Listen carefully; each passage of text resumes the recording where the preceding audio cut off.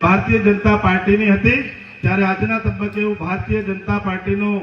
શ્રેષ્ઠ નેતૃત્વનો અને સૌ કાર્યકર્તાઓનો આભાર માનું છું કે નાની મોટી ભૂલ પણ ક્ષમા કરી અને મને ભારતીય જનતા પાર્ટીની અંદર દાખલ કરી અને આ વિસ્તારની સેવા કરવાનો મોકો આપ્યો ત્યારે સમગ્ર ભારતીય જનતા પાર્ટીનો પણ આભાર માનું છું।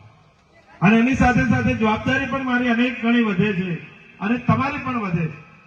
મેં પણ એટલા માટે વિચાર કર્યો કે જ્યારે શાસક પક્ષ હોય, જેની પાસે સત્તા હોય, એની સાથે રહીએ તો આ વિસ્તારનું પણ ભલું થાય,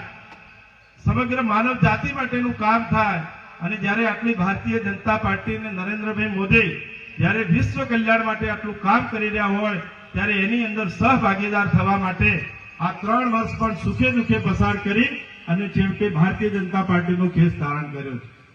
એટલે હવે આ જિલ્લા પંચાયત પણ આપણે બનાવી એ આપણા વિસ્તાર માટે ખૂબ અનિવાર્યતા છે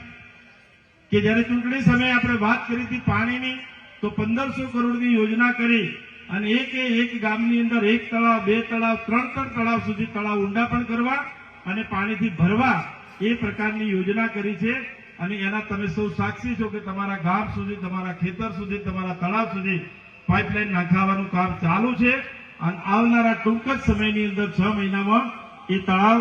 પાણીથી ભરાશે એવું સંપૂર્ણપણે કામ કરી રહ્યા છે। અને જે કામ પાઇપલાઇનથી તળાવ ભરી અને સમૃદ્ધિ તરફ ખેડૂતો ગયા હોય એવો અમારો ડીસાનો દાખલો છે।